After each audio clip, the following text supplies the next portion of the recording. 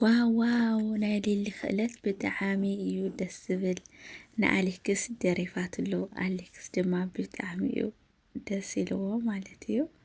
ሰላም ሰላም ቤተሰብ ከመይ ኣለኹም? ሰላም ዲኹም? ኣነ ሰላም እየ እግዚአብሔር ይመስገን። ንስኻትኩም ለ ኣብ ዘለኹምዎ ሰላምኩም ብዙሕ ትረፍ ይበለለይ።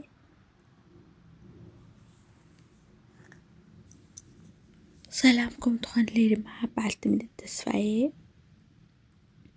ነዛ ቪድዮ ክትጅምሩ ከለኹም ላይክ ብምግባር ጀምሩ ኢኹም ሓደሽቲ ዝኾንኩም ድማ ሰብስክራይብ እንዳገበርኩም ቤተሰብ ኮኑ ማለት እዩ።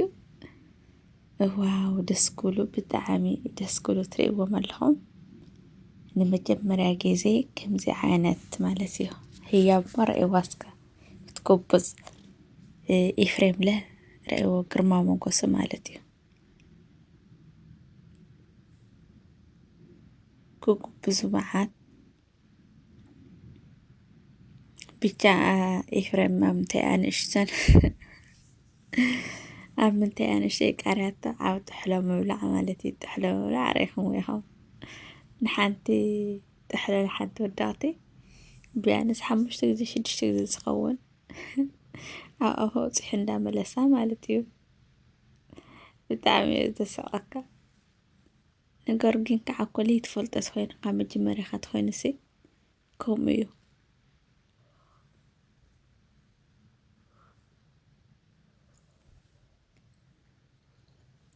እና ሊሊና ኣሌክስ ከምቲ ትሪእዎ ኣለኹም ብጣዕሚ ደስ ዝብል ፍልይ ዝበለ መርዓ እዮም መዕሪፎም ማለት እዩ። ከምቲ ትሪእዎም ኣለኹም ሽብርቕርቕ ምብርቕርቕ ኢሎም ብጣዕሚ ደስ ዝብል መርዓ እንዳሕለፉ እዮም ማለት እዩ። ብጣዕሚ ፍልይ ፍልይ ብስርቡነት ኣነ ከምዚ ተፀበኽዎ ነይረ።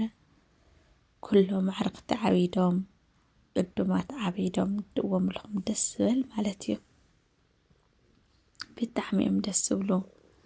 ሊሊ እሞ ነግረኩም ኣይክእልን። ሊሊ ምስ ረኣዋሲ ከማይ ዝተሓጎሰስ ይህሊ ዶ እንዳ ሊሊ ምስ ከድሲ ብጣዕሚ እየ ሊሊ ምስ ረኣኽዋ ሕጉስ ኢለ ማለት እዩ።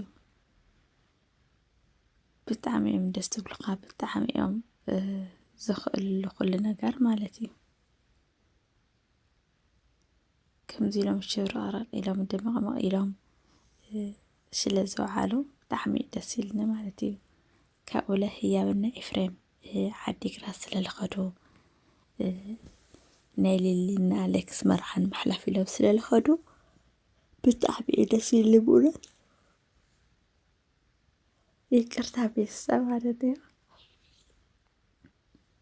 በቃ ኣብኡ ተትህልሲ ዕድመት ወረቐት እውን ዘይበድለየኒ ነይሩ ብእውነት እንዳጉዩ እየ ክኸይድ ነይረ። ግን ዓዲ ርሒቕካ እንታይ ሞ ይግበር ተመልከትቲ ጥራይ ኮይና ቀሪና ማለት እዩ። ዝኹሉ ወኒ ከይሓሸሽናሎም ሓሊፍና ብጣዕሚ ግን ደስ ይብሉካ ኣብዚ ብምብፅሖም እግዚኣብሔር ይመስገን በእውነት። ሰብ ኮይኑ መጀመርያኡ ዘይኮነስ መጨረሻኡ ክፅብቅ ከሎ እንዲሁ ደስ ይብለካ። ብጣዕሚ እዮም ደስ ዝብሉ ማለት እዩ። ከምዚ ኢሎም ኣብዚ ብምብቅዖም እግዚኣብሔር ይመስገን ብጣዕሚ ብእውነት እግዚኣብሔር ክምስገን ዝግብኦ እዩ። ምስቱ ናይ ሕዚ ዘሎ ግዜሲ ብዙሕ ሰብ ያው ዝከሳሰር ኣብ መጨረሻ ዘይበቅዕ ምስ ፍቅሮም እንዳሃለው ኣብ መጨረሻ ዘይበቃለና እዚኦም ከዓኒ በቃ ደስ ዝብል ኣሌክስ ምስ ተፍቅሮ ሊሊ እውን ምስ ዘፍቅራ ምርዓዮም ብጣዕሚ ደስ ዝብል ቤተሰብ ማለት እዩ።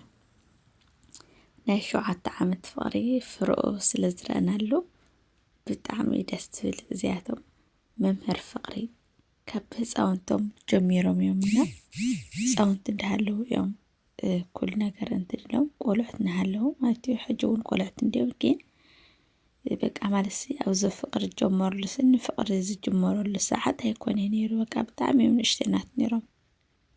ብጣዕሚ ብጣዕሚ ብጣዕሚ እዮም ንእሽተናት ነይሮምና ኣብዚ ብምብቅዖም ድማ በቃ ብጣዕሚ ማለት ደስተኛ ክትኮን ይገብረካ ማለት እዩ።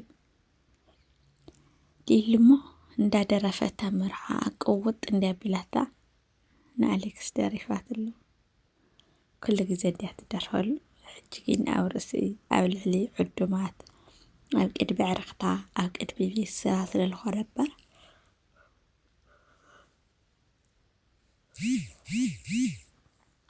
እና ብጣዕሚ ዕዱማት ተገሪሞም ዕዱማት ተደሚሞም ብእውነት ደስ ዝብል መርዓ ነይሩ።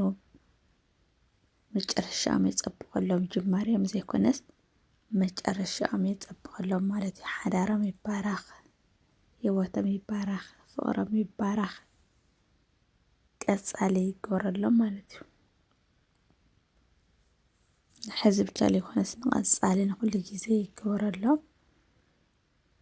ከምዚ ኢሎም እንዳተፋቐሩ እንዳተሓጎሱ የንብሮም ማለት እዩ። ብጣዕሚ ደስ ዝብል መዓልቲ ነይሩ። ከምዚ ኢሎም ምስ ኩሉ ግዜያት ዝፀንሑ ቤተሰብ ከምዚ ኢሉ ሕልፍ ክብል ከሎስ በቃ ንእሽተን ይድብረካ ማለት እዩ። ኩሉ ግዜ ኣብ መርዓ ተትኸውን ድዩ ዝበሃል? ብእውነት ናይ ሓቀይ እኮ እዩ። ኩሉ ግዜ ኣብ መርዓ ተዝኸውን ግን ኩሉ ግዜ መርዓ የለን። መርዓ ሓንቲ መዓልቲ ክልተ መዓልቲ እያ። ግን ሓንቲ መዓልቲ ትሕልፋ ደስታ ግን ብጣዕሚ እዩ ደስ ዝብል ማለት እዩ። ቤተሰብ መራይ ደስ ዝብልና ጀመርቲ ዘይኮነስ ፈፀምቲ ይግበሮም ብእውነት ኣብዚ ብምውቃዖም ብጣዕሚ እየ ሕጉስቲ ማለት እዩ። ሓደ ንባዕልቶም ሓደ ንስድራ ቤቶም ሓደ ከዓ ተመልከቶም ማለት እዩ።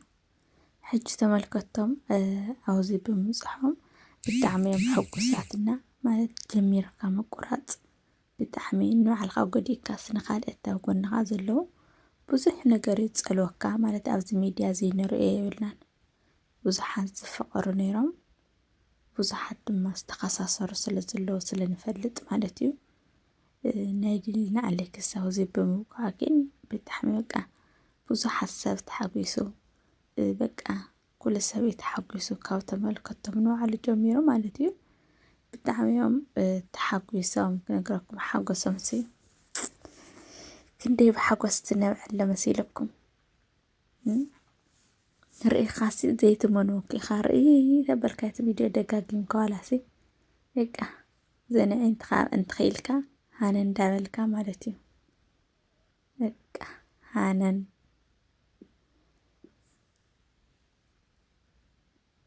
እና ብጣዕሚ እዩ ደስ ዝብል ነይሩ ማለት እዩ። እና ናይ ልምዓንቲ ቪድዮ ሒዘልኩም ዝመፀኹ ነዚኣ ትመስል ነይራ። ሓጎስኩም ደስታኹም ፍቕርኹም ኣብ ኮመንት ግለፅሎም ኢኹም ማለት እዩ። ኣብ ቀፃሊ ቪድዮና ክሳብ ንራኸብ ድማ ሰሰናይ ንዓኹም ባይ ባይ።